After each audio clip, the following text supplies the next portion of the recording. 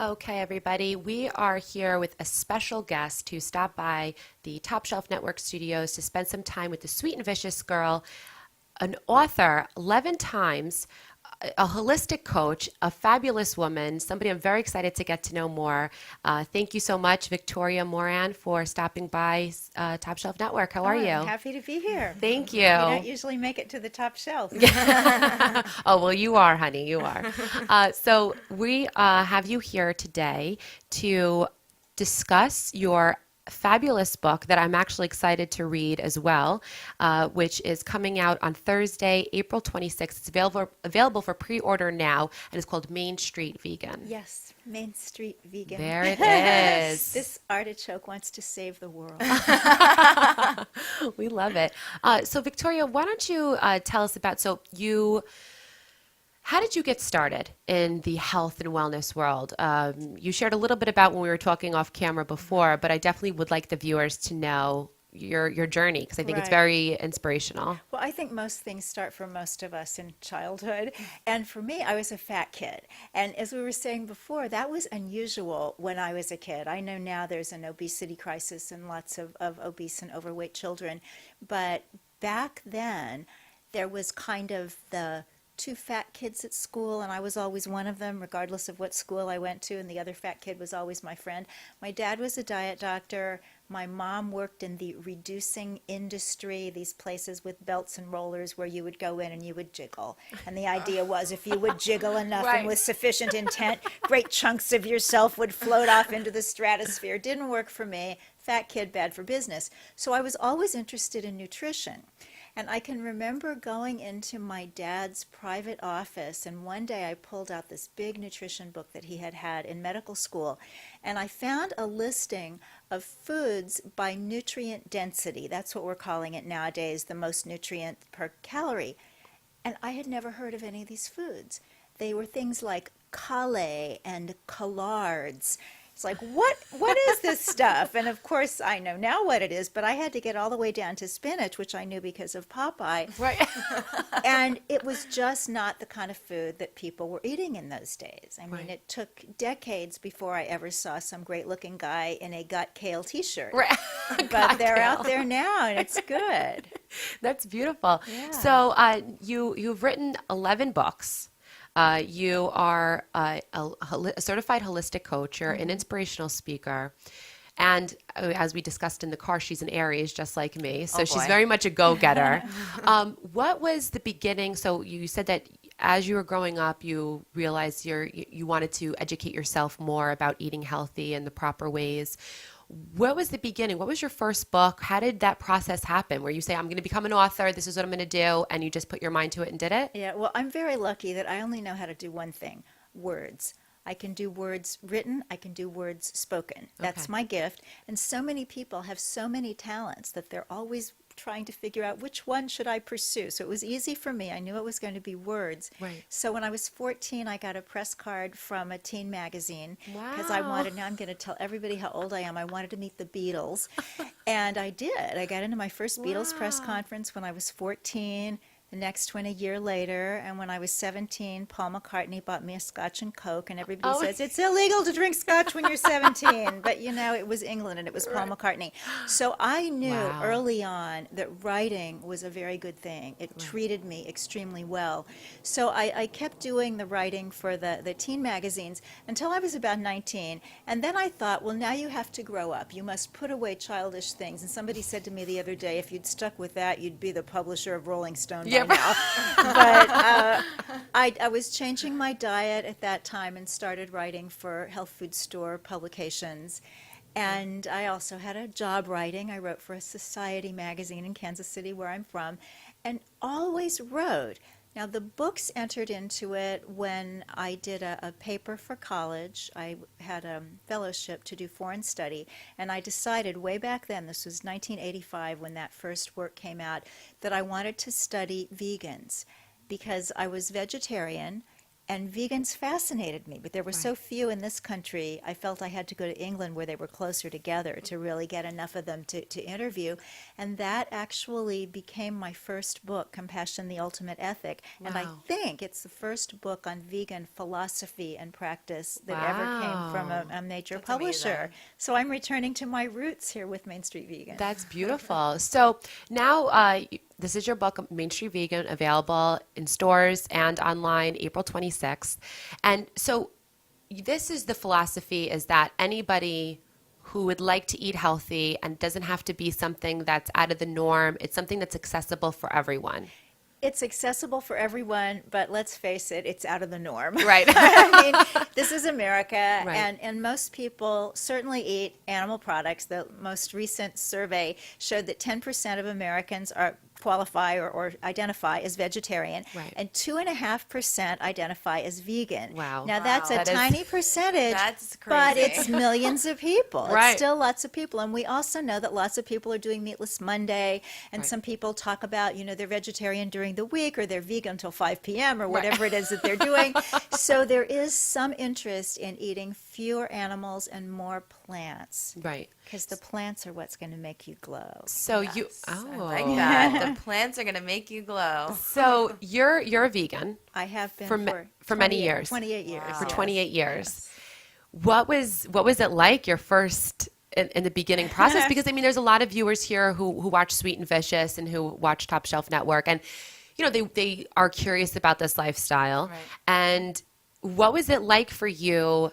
Especially being an author, going on lunch, interviews or meeting with your publisher. I mean, what was it like? Was it challenging at first? Yeah, well, for me, the whole thing was challenging because I was also a practicing compulsive overeater Right. in my young life. So I couldn't be vegan for a long time after I wanted to be, because it's very difficult to be a vegan and be a binge eater. Right. You have to go to all this trouble to go to a health food store to find the junk food. You can't just go into the nearest gas station and Correct. load up. So I first had to deal with that by going within. I really knew that I had to treat my eating the way an alcoholic treats his alcoholism. Right. And that worked for me. And once that came together, the timing was pretty good in my life, that was just around the time that my daughter was born. And I was as vegan as I could be prior to that. I was vegan at home. And I Okay. thought, it's just too hard when you go out. I mean, how can you possibly go out and not eat meat, fish, eggs, dairy products? I mean, it just seemed like there's nothing left. But then I had this beautiful little baby. And I didn't want to give her sort of half-baked ethics. Right. It's one thing if the whole family eats meat and everybody believes that's fine, then that's the way they go. But Right. I really believed I didn't want to be doing that. And I didn't want to have cheese and eggs for lots of ethical reasons as well as health reasons. Right. And I didn't want to try to convince this little kid, Right. well, it's not good at home, but when we're out, then it's fine. Right. But, Yeah, mixed message. just be consistent, Right. take a leap of faith. And I did, and it's a day at a time, which is what I tell people in the book. This is not about next June when your sister gets married. This is not about Right. October when you go to Argentina. This is about today. Can you Right. do this today? Most people who want to can. I like that. I I like that. do like that. So you mentioned your daughter, and I saw here that you actually she helped write the book Yes, with you. it's so exciting. That must be wonderful to be able to work with your daughter. I mean, that's a Oh, gift. It's fabulous. That's Because amazing. I really feel that she made me vegan. If she hadn't come along, I'm not sure how long it would have taken me Right. to get over the hump. And it's funny when you have an adult child, they take certain things from the mom, certain things from the family, and certain things they don't. Right. And you never quite know which ones are going to stick.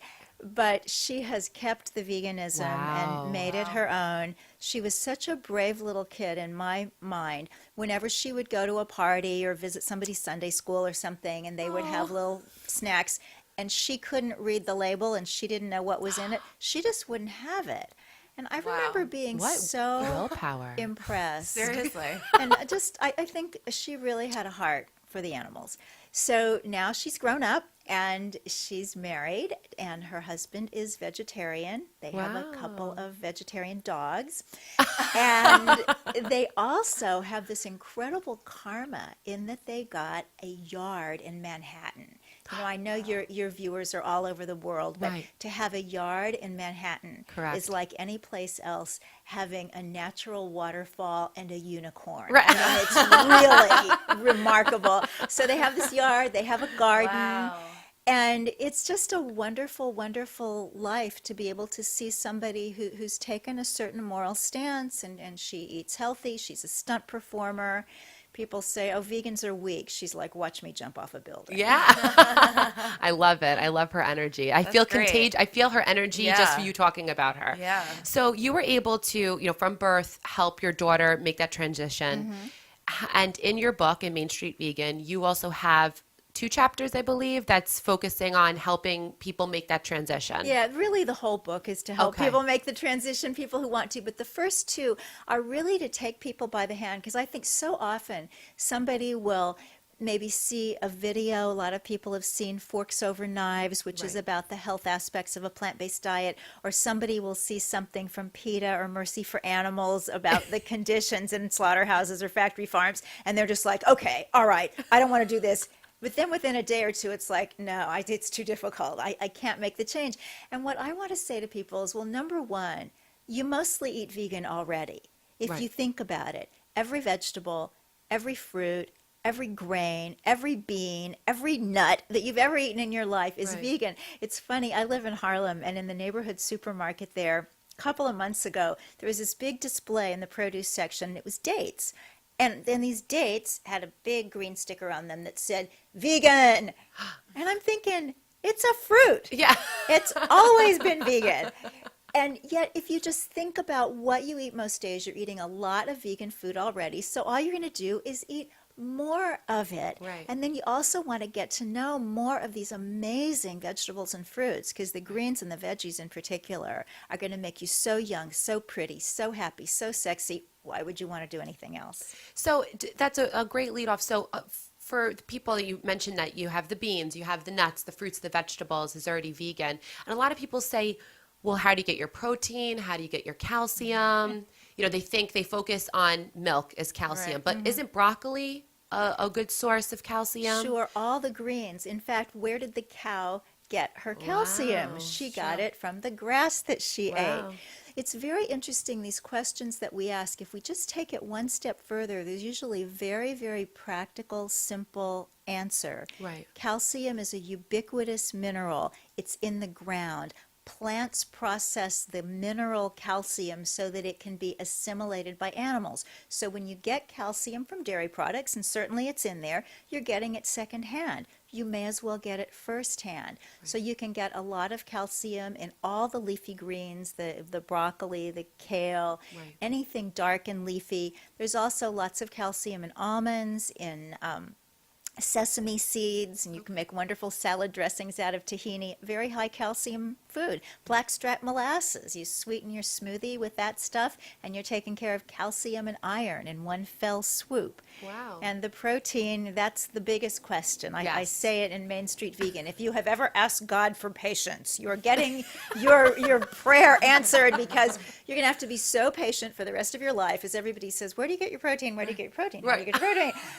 When protein is needed for growth and repair, and most of us have finished growing, at least we hope so, Right. and so we need a reasonably low percentage of protein. If you think about milk that is fed to babies, human milk only has 3% protein. It's Wow. actually, if you look at a chart of the various mammals' milk, human milk is the lowest in protein and the highest in sugar. Wow. Because we're natural sweet eaters. We're designed to reach for fruit. That's a really good thing for people to be eating. So we don't need a huge amount of protein. If we can get by on 3% when we're growing more than we'll ever grow in the rest of our lives, the World Health Organization says about 6% just to be safe for the rest of us.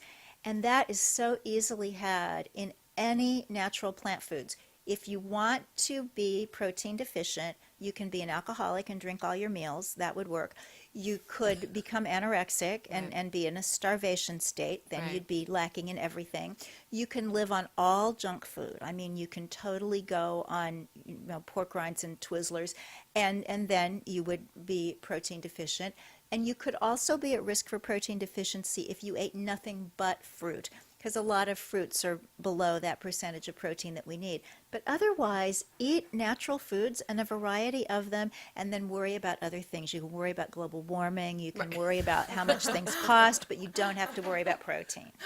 I love that. That's great. So was really good. you mentioned a lot of these fruits and the vegetables. Do you think a great way to ease yourself into a vegan lifestyle or a healthier lifestyle is the first step is possibly juicing? Oh, juicing's great. So we were talking We a had little a bit juicing about conversation. Right. So first, I want to know like what your favorite juice is. Okay, What's like your go-to recipe? It is a green goddess, green lemonade. It has different names. goddess. Do you guys Ooh. have that? The green. Is that the like mean mean green? What's in mean green? It's spinach, kale, broccoli, lemon, and lemon, an apple, and cucumber. an apple, and a cucumber. Well, that's more complex than the one I usually But do. I like but green yeah, goddess that, better. that would do. I just do celery, kale, apple, and lemon. Okay. And it We're gonna have to tastes try that. like lemonade. You know, if you were blindfolded and didn't see the green, you would just think it was a really nice lemonade. Nice. Yeah. We're gonna have to try that. Seriously, that sounds like a great. So that's a great way to focus on greens and juicing is to incorporate that into your diet. You mentioned something about the 5 fitness food groups Right. in Main Street Vegan. Yeah, those were the ones that we talked about, the fruits, vegetables, whole grains, legumes, which means beans, Okay. and nuts and seeds. Okay. And somebody can hear that and it's like, yeah, well, that's kind of basic. But when Right. you mix all that together, and there's so many different ways to eat as a vegan or on a plant-based diet. You know, some people eat a lot of raw, and I'm kind of in that camp. I'm really of the high raw belief system that lots of great big salads, juices, smoothies, it just gives you this wonderful feeling of Yes. vitality and clarity.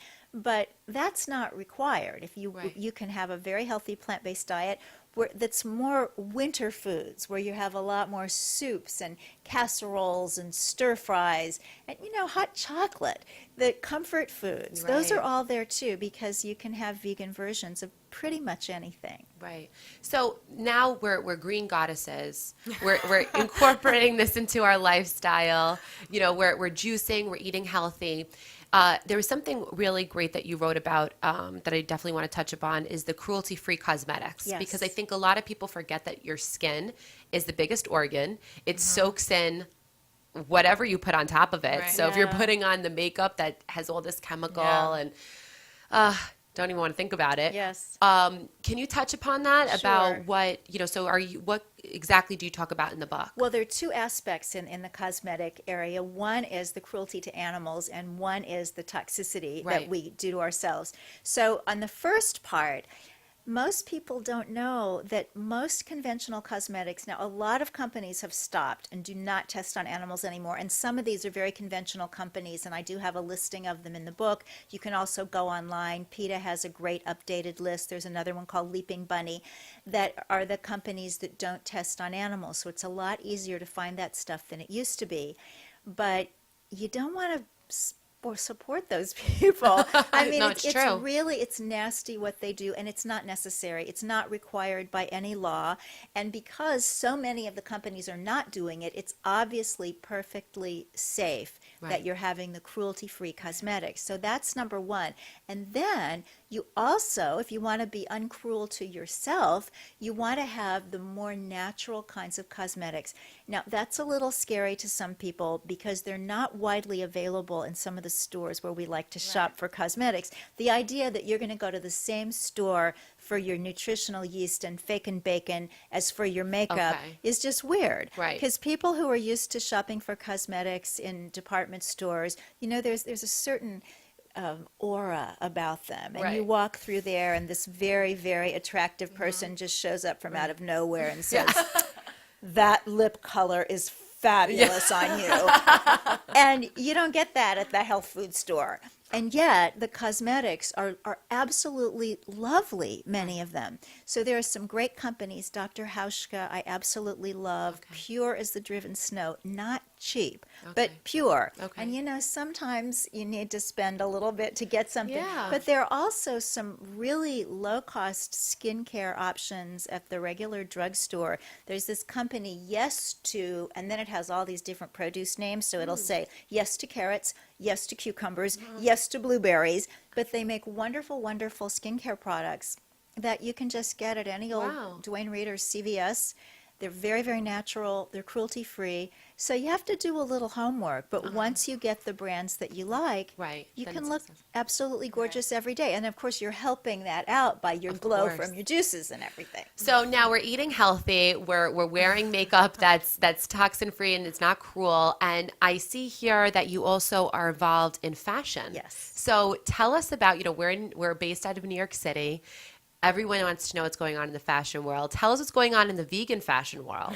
Because that's really exciting. Yeah. is, yeah. Well, there is a vegan fashion world. I love which, it. You know, I'm like- there certainly didn't used to be. I mean, when I started, the idea of vegan shoes, it was like, okay, we've got Payless and those Chinese black patent Mary Jane flats. Which could basically put a podiatrist on speed dial, but that's all changed. There are all of these fabulous companies for shoes, coats, the whole thing. Olson House, for example, a wonderful, wonderful company for shoes. They actually were just featured on Friday on The Price is Right. Now, if that's not mainstream, yeah. what is? But I have this great Olson House story. There's a wonderful shoe store in New York City. It's a totally vegan shoe store. There are a few of those around the country. The one we have here is called Moose Shoes. And I went there, and she had these unbelievable boots. There are these black, ultra suede, over-the-knee boots, and then the cuff folds down, I love and it's that. periwinkle blue. And they were expensive, and I kind of walked away. And then in the subway, it was like God spoke to me. And God said, Victoria, you are almost too old for over-the-knee black, ultra suede boots with periwinkle cuffs. Almost. Almost. Not quite. There you go. Don't let this pass you by. And I went back the next day and bought the boots. And what Good for I've you. seen is that there's such a great way to share this lifestyle with people, because everywhere I go, all over the city in the wintertime wearing my great boots, and people will say, fabulous boots, and I get to say they're vegan. Or they will say, where'd you get those boots? And I say, Moose Shoes, and they're vegan. Or they'll go, whoa, mama. And I'll say, and they're vegan. So that's going on with shoes. I mean, we know in the upscale world, there's Stella McCartney. Right. There's also a wonderful bag company, Jill Milan, I absolutely love. These are very upscale bags. She makes them in an atelier in Florence, where they also make the Yves Saint Laurent and the Balenciaga bags. All of the fixtures are handmade, and these are super high quality. And for those of us on a budget, there are also a whole variety. I have a whole appendix in the back of Main Street Vegan telling you about places that you can get wonderful, wonderful bags, shoes, everything else online. And another company I just want to talk about is Vote Couture. So we all know fur is nasty. Right. And in certain circles, it's trying to make a comeback, and people are saying, I'm rebellious and I'm chic and I don't care. If you wear fur, you may as well be smoking 3 packs a day. It is that stupid, and it is that outdated and ridiculous. But what a lot of people don't know is that wool is not the best thing to be wearing either. Because even though it's hard to give up, it was the last thing that I stopped buying as a vegan, and I've been vegan a long time, so this is a process. It's not like everybody changes everything overnight. But wool isn't just shaved from sheep like you'd get a haircut. Right. They grow way too much of it, and so the shearing process is often very, very harsh. And in Australia, where most of the wool comes from, they do this awful thing called mulesing, where they actually slice off a big chunk of the lamb's backside so that it will heal as a smooth scar, and they won't get maggots, which happens because they're growing too much wool, and the sheep have folds in their skin. It's nasty, nasty. So if you want to look for an alternative, I mean, we've got fake fur, you've got canvas, we've got wonderful puffer coats. You don't want to have down, because that's yanked from the birds, or it comes from the foie gras industry, which is really cruel. But beautiful dress coats used to be really hard to find.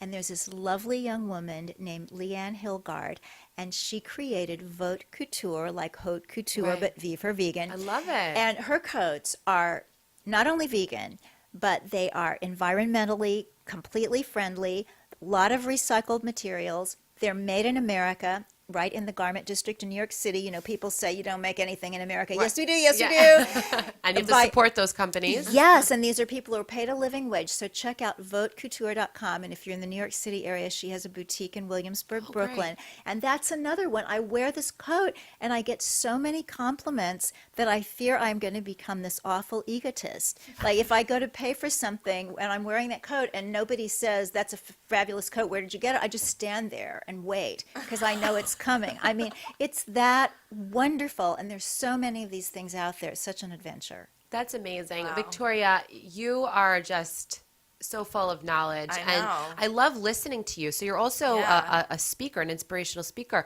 Where are you? I mean, I know your book tour is starting. This Yes. is like the gearing up of all the fun things Getting that are ready. going on, you know, for the publicity. Is there going to be any place that you'll be speaking at or where the Yeah. viewers will be able to find out more information? Sure. Well, you can go to mainstreetvegan.net and look at the calendar, and that has all the information. I'll be in Los Angeles May 1st, Dallas May 3rd, Kansas City May 4th. Hometown. Yeah, hometown. That'll be great. I'll be there with Rainy Day Books and Unity on the Plaza.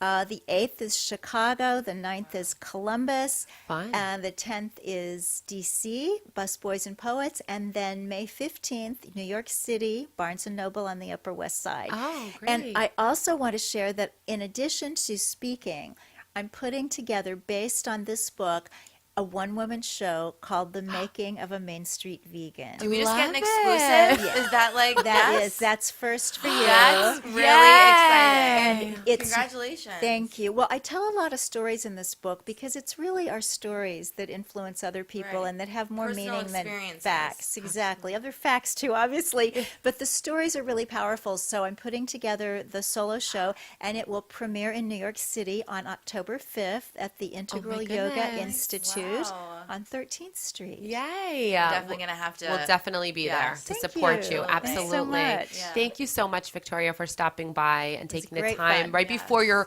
whirlwind excitement starts. Before Thank you trot around the country. Yeah. Thank you so much. And please let the viewers know where they can be in touch with you via Twitter or, again, your website. Great. At Twitter, I am at Victoria_Moran, and the website with our fun book trailer and lots of other great information is www.mainstreetvegan.net. Beautiful. Thank you again so much. And we wish you lots of success. And we Thank cannot you. wait to read the book, Main Thank Street you. Vegan. Again, it is available April 26th at your stores, online, anywhere. Go pick it up, read it, and support a wonderful woman. Thank you so much Thank again. you, Victoria. Thanks, Thank you. ladies. All right. Bye-bye.